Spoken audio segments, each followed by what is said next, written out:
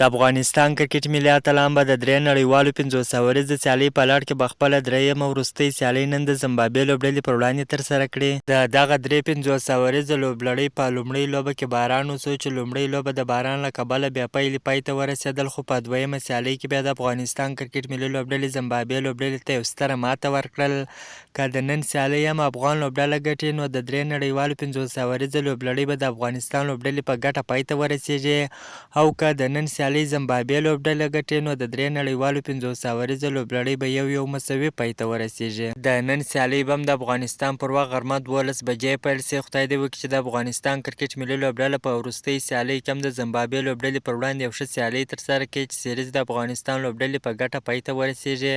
که تاسو هم غواړئ د کرکټ په اړه باندې تازه او مهم معلومات ترلاسه کړئ نو زموږ پیج فالو، چینل سبسکرایب کړئ. د نورو تازه معلوماتو لپاره زموږ سره اوسئ.